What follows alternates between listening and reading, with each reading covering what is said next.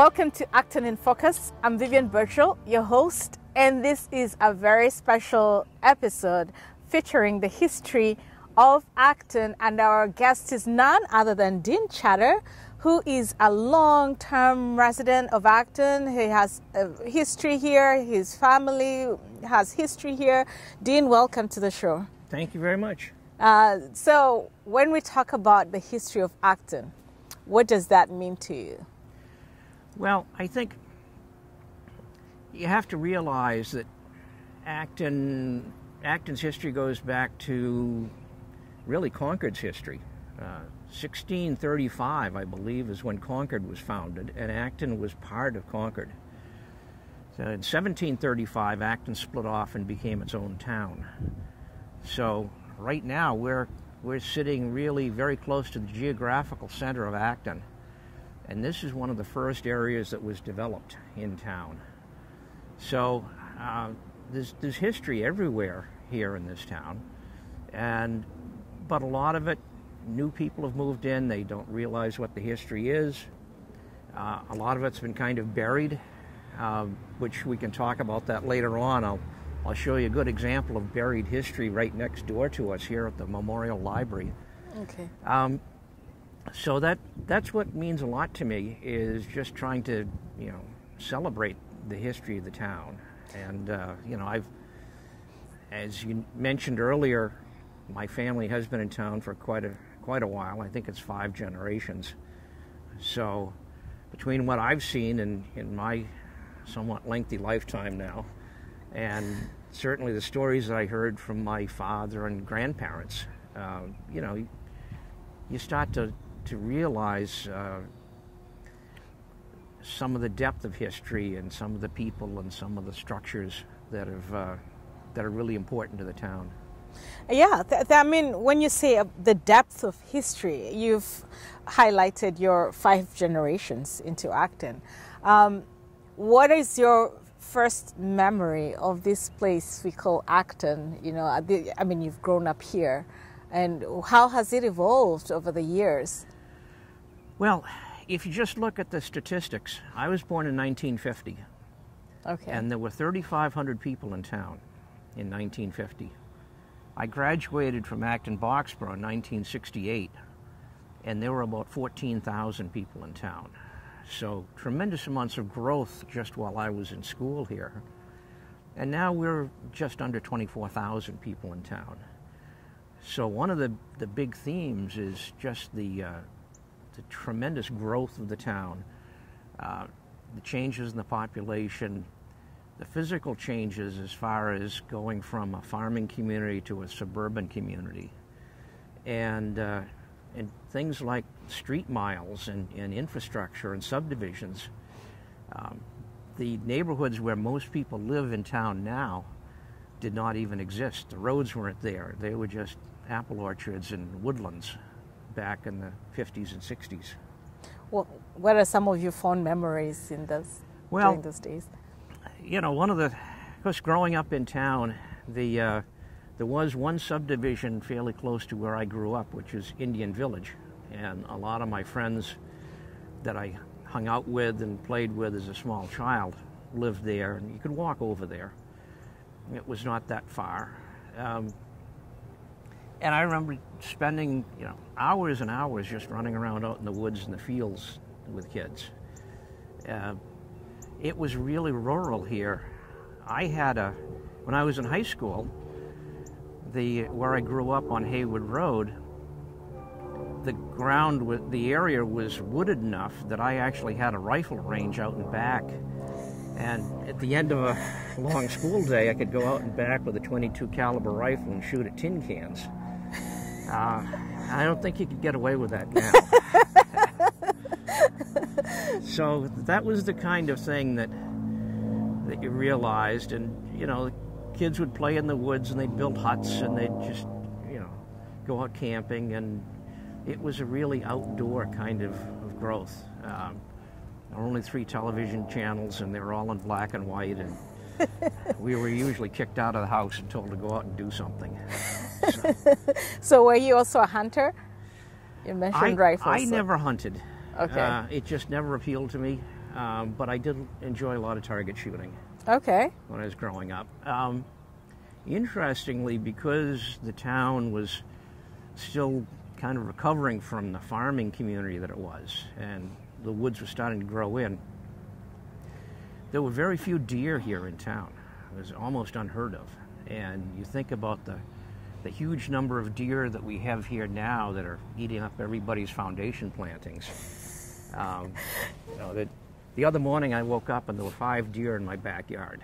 5? 5. Wow. Did you take pictures? We've got many, many pictures of deer. And there was coyote now. And none of these animals existed here because those sort of animals are really attracted to a suburban lifestyle, just like so many people are. But back then, when it was more open fields and there was some hunting going on, it kind of kept that deer population in check.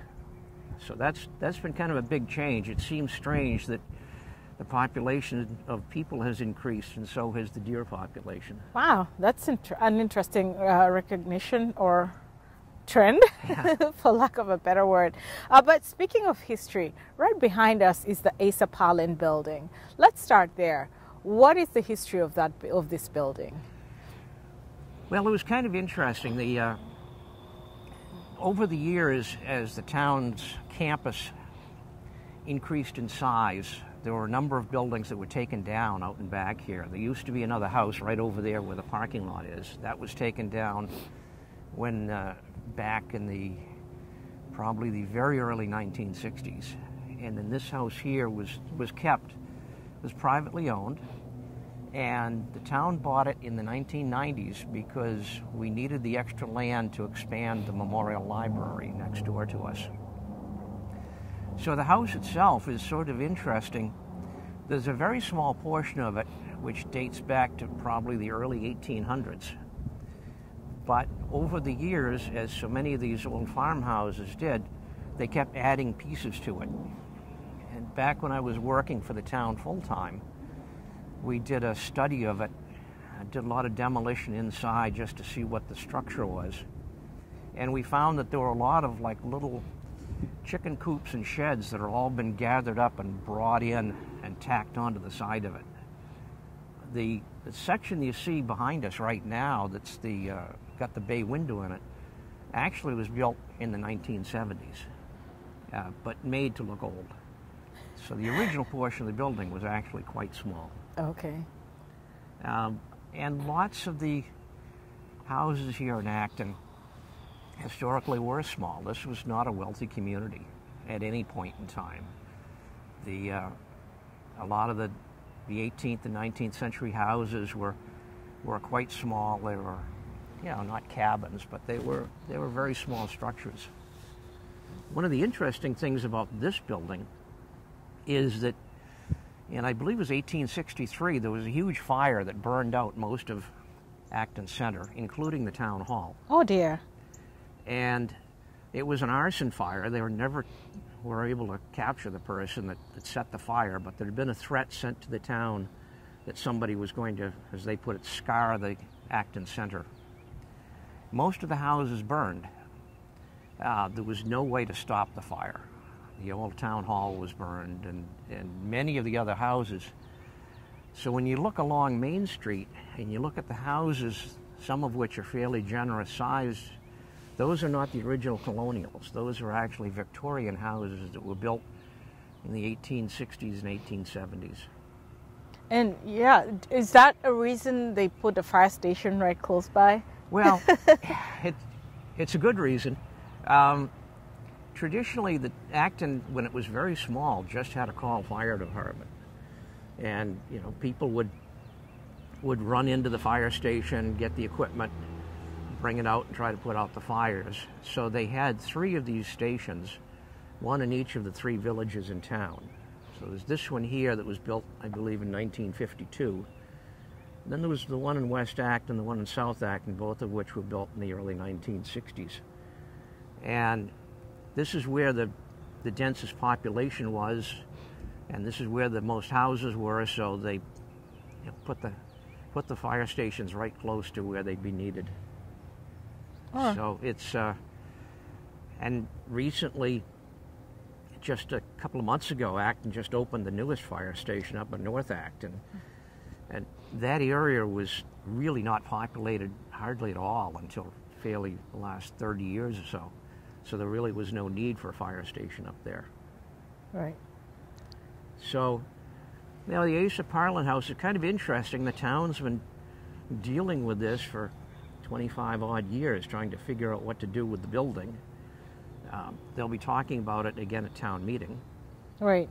But it was sort of something that was sort of left over and nobody really had a plan for it. What we really needed was the land for the parking and for the septic system. So this was sort of a bonus that has turned out to be sort of a burden since then. Yeah, one of the, Bettina works for the town, proposed to transform it into an extension of the library to become kind of a community center, a cultural center. I don't know, is that something that you think could work? Well, I think, first off, you know, the building is in really bad shape, and the original historic portion is quite small, so right. You have to look at it as being sort of a limited space. Yes. And one of the problems that I dealt with for years when I was working for the town was trying to find meeting room space. Mm-hmm. Pre-COVID, every room in town hall would be booked every night. I remember. And you could not find a place for a meeting. So right. It always looked attractive if we could somehow economically convert this building into some space that could be used for meetings. You know, my big push back then was we're trying to find space just for public meetings, but then, you know, the whole idea of a cultural center or something like that could be used more broadly. It's a great idea. It's just a question of, you know, spending the $1 million to $1.5 million to do it. It's never going to be big enough to have big events. Correct. So those things are going to have to get done either upstairs in the Faulkner Room in Town Hall or over at the Human Services Center over on Sudbury Road, something like that. But for smaller groups, you know, 15, 20 people, it would work if we ever get it done. Well, we can keep trying. So let's get back to more history. I'm going to focus on just around us. The town hall is right in front of us. What is the history of this building? Well, as I mentioned earlier, the town hall that had been on this site burned down in, I think it was 1863 or 1864. That town hall had been built back in the early 1800s, and it replaced the original meeting house that was built at the corner of Nagog Hill Road and Main Street. That was the first meeting house. So this building was built in the 1860s. They built it in a matter of only about a year, which is surprising considering the Civil War was going on at the time in the town. So that was interesting. It was a great building. When we did some renovations in this building back in the 1980s, we actually discovered some of the original foundation from the second meeting house. Wow. And we could actually still see some charring on the inside of some of the foundations, some ash. From the fire? From the fire. Oh, wow.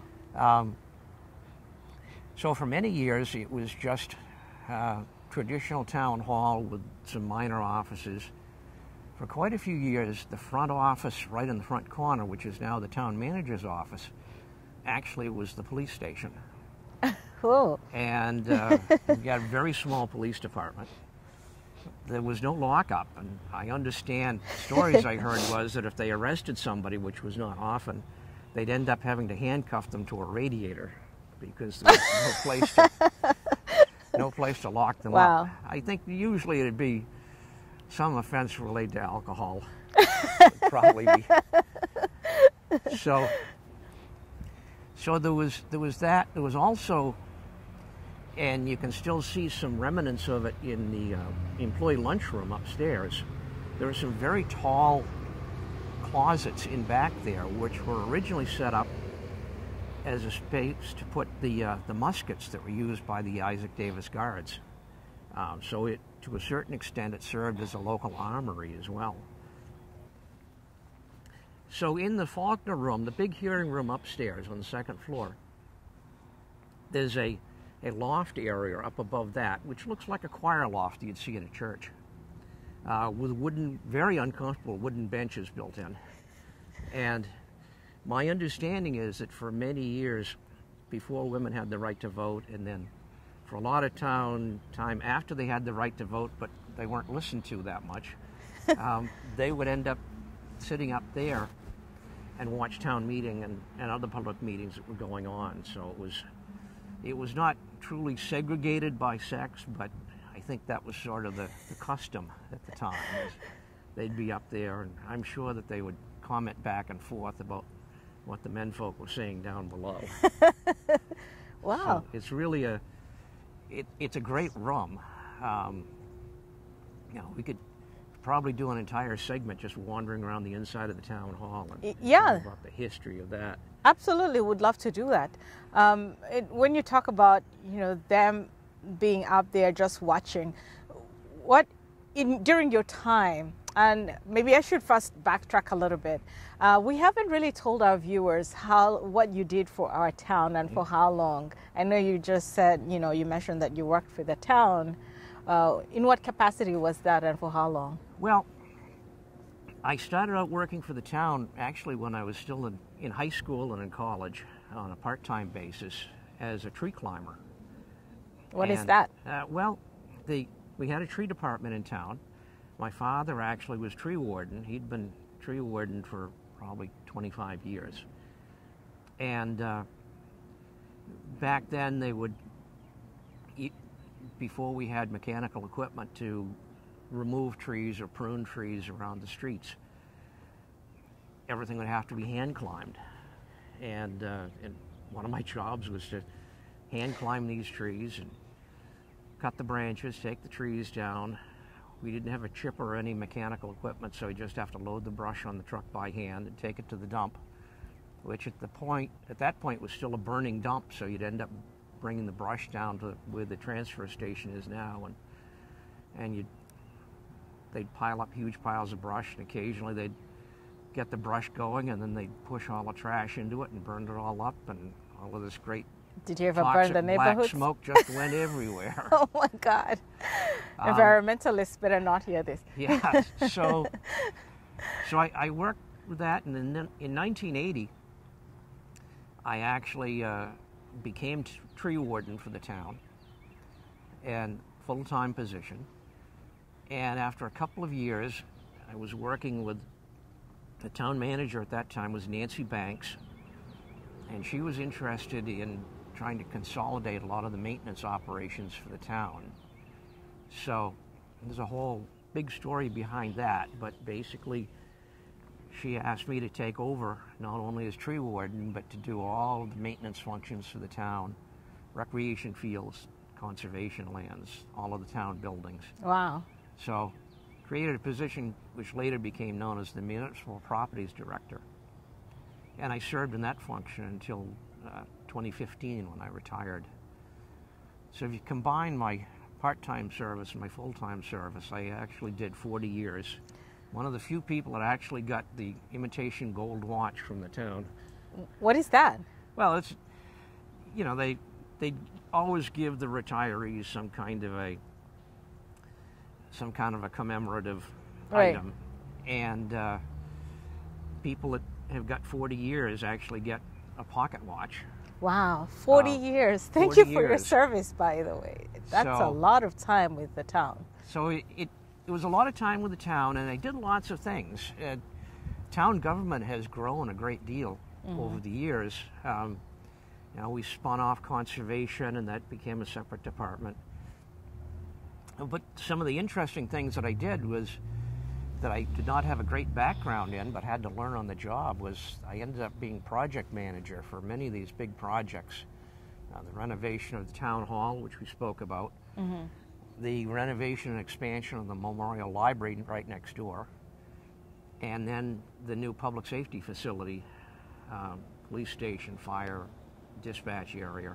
Right. Those were all big projects that I ran, as well as many small projects. So, you know, a lot of the, for instance, when I took on the project of expanding Town Hall, the first thing I did was I read Phelan's History of Acton from cover to cover to really kind of get into the background of the building and sort of understand what's important about the building. And sort of the same kind of thing when I did the work on the Memorial Library. Right. Because it was just to understand it and what are the pieces that you really want to save and what are the pieces that are not quite as important and you can't save everything. So that was sort of the genesis of a lot of the projects that I did. And when the Community Preservation Act was passed, there was suddenly a huge influx of money available for historic preservation projects. So I was able to access that. We did a lot of preservation work on the library, the Davis Monument across Main Street. We did a restoration of that. The West Acton Citizens Library, we were able to really renovate that. The Town Hall, it was interesting. It has a slate roof, which was fairly common on really expensive buildings that were built back in the 1860s and 1870s. They're not common now. And it was time to replace that.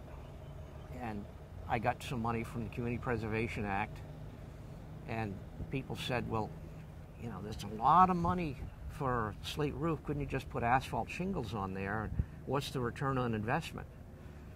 This was in the 1990s. And I said, well, the last time that building was re-roofed, Abraham Lincoln was in office. Oh my goodness. So, you know, wow. It's a high initial cost, but it's a great payback. Right. Because of the longevity of the materials. And that's why in the original section of the building you still see there's a new slate roof that we put on there just to keep it authentic. Right. And because it pays off in the long run. Right. And of course, one thing we haven't mentioned yet is that you're still serving the town in a different capacity. And with that, you know, congratulations on your recent election back as Select Board member. You know, what has that journey been for you? You know, how has the Select Board transitioned over the years in your, you know, during your time with the town? Well, it was kind of interesting. Before I came to work for the town, Acton back in the 60s went from the old 3-member select board, or board of selectmen, to a 5-member board, and they hired a town manager. So that's pretty much my entire career has been under that 5-member board and the town manager, and a strong town manager that really runs the town. So also in the 60s, we had our first female selectman, Mary Hadley, who lived down in South Acton. And, you know, then we had once she started, then we had more and more women getting on the board. So it's been fairly well balanced as far as gender goes. And, you know, as new ethnic populations move into town, I'm sure we're going to see a lot more diversity coming in there. We, you know, got our first Indian American member of the board, Himaja, serving with me now. We had an Asian American, Jen Adachi, that served, I believe, for 9 years. And actually, she left just as I was coming on the board. So we are getting a lot more diversity. It's not quite as much of a... Frankly, this was a really white bread town when I was growing up. So it's a lot different. I think one of the big challenges that I see is that for all the time that I was serving full-time for the town, I was kind of the guy that would dive into things and get stuff done and be involved with all the little details. And now, as a select board member, you have to take a more relaxed view of things. You have to step back. As much as I would like to call up the town manager every day and tell him how I would do things, you have to realize that he's a professional. He has to do the things his way. So that's been sort of especially the first year or so, that was kind of a challenge. It's just, Dean, you don't have to insert yourself into every decision made by the town. Oh, yeah. So it's more of a policy-making board. Yes. So that's been interesting. With all the projects I did for the town, most all of them had a building committee of some sort that I'd work with. So you got to the idea of collaborating with people and listening to folks' ideas, which are valuable lessons to learn. But then once you get on the select board and you realize you really are just one voice out of 5, and you're not necessarily the leader of those 5, then you have to work on your strategy a little more. Yeah, this is great. I mean, we're going to be wrapping up the first segment of this show. There's going to be plenty of segments, but just when it comes to, again, Acton's history, what is the one phrase you would want to tell our viewers? Well, I think especially where we're only a couple of years away from the 250th anniversary of the Battle of the North Bridge, when the Acton Minutemen went over there and fought and really got the action rolling for becoming an independent country and splitting off from England. I think that's sort of the core. There's lots of other history in town, but that's sort of at the heart of the town, and I think that's important. So many things are related to it. The Faulkner Room upstairs at Town Hall is named after a Revolutionary War hero. Davis Monument across the street, obviously named after Isaac Davis. Community Preservation Act recently is going to be recommending restoration of a lot of the Revolutionary War gravestones at Woodlawn Cemetery. So that's sort of it's not the starting point. And we can talk a great deal about the pre-colonial history of Acton, which was quite rich.